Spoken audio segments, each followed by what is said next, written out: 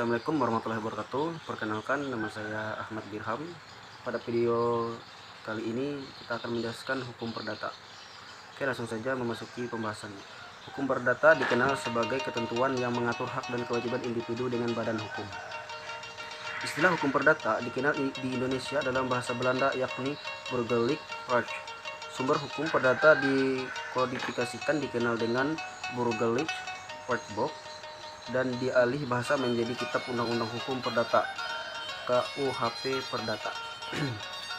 Pengertian hukum perdata menurut para ahli, hukum diartikan sebagai perangkat kaidah, sementara perdata adalah mengatur hak, harta, badan, dan kaitannya antara individu maupun dengan badan hukum atas logika. Hukum perdata populer dengan sebutan hukum privat sebab mengatur kepentingan perseorangan. Berikut adalah menurut para ahli hukum perdata didefinisikan. Yang pertama, Profesor Subakti. Menurut Profesor Subakti, hukum perdata merupakan semua hukum privat materi berupa segala hukum pokok mengatur kepentingan perseorangan. Yang kedua, Profesor Sudikno Martokusumo. Hukum perdata yakni keseluruhan peraturan mempelajari tentang hubungan antara orang yang satu dengan orang yang lainnya, baik meliputi hubungan keluarga dan pergaulan masyarakat.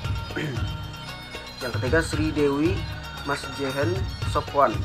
Hukum perdata diartikan sebagai hukum yang mengatur kepentingan warga negara, perseorangan yang satu dan perseorangan yang lainnya. Sejarah hukum perdata di Indonesia berhubungan dengan sejarah hukum perdata di Eropa, terutama Eropa kontinental yang diberlakukan. Hukum perdata Romawi menjadi hukum orisinil dari benua Eropa. Akan tetapi karena kultur dan aturan masyarakat masing-masing wilayah berbeda, membuat orang-orang mencari kepastian dan kesatuan hukum. Berdasarkan catatan Napoleon, pada tahun 1804 telah dihimpun hukum perdata yang dinamakan Code Civil de France.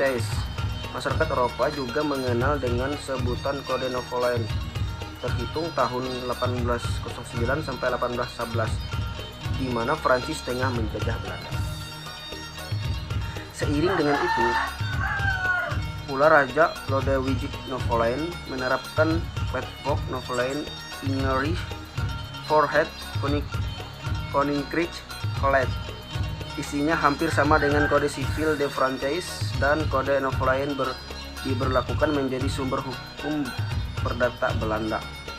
Usai masa penjajahan berakhir, Belanda akhirnya menerapkan secara tetap Kode Napoleon dan Kode Sivil de France sebagai aturan hukum. Barulah tahun 1814 Belanda mengkodifikasikan susunan ini menjadi Kitab Undang-Undang Hukum Perdata Sivil. Dasar kodifikasi hukum Belanda tersebut dibuat oleh Mr. J.M. Comfer dan dikenal sebagai Ontwerp Comfer.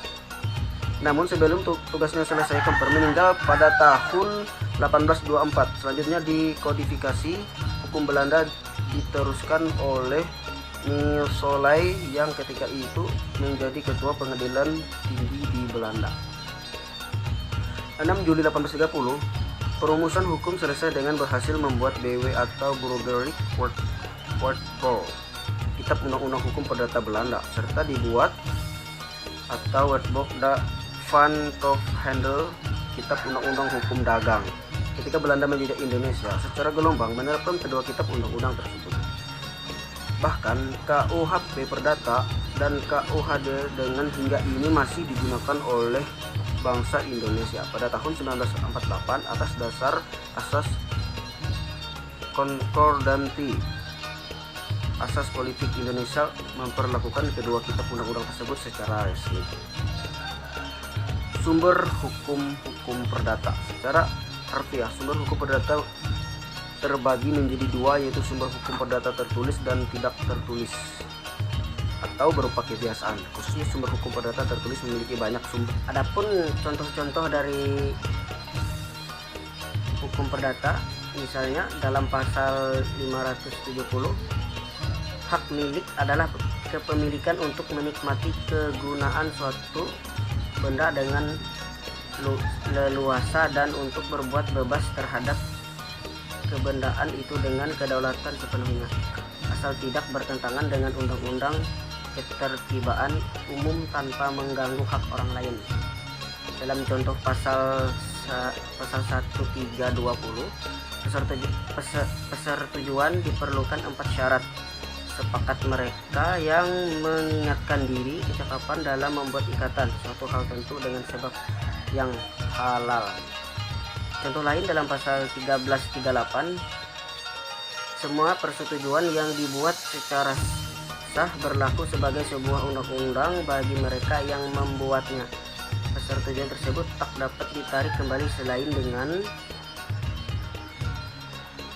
kesepakatan kedua belah pihak atau karena alasan-alasan yang oleh undang-undang dinyatakan cukup untuk itu.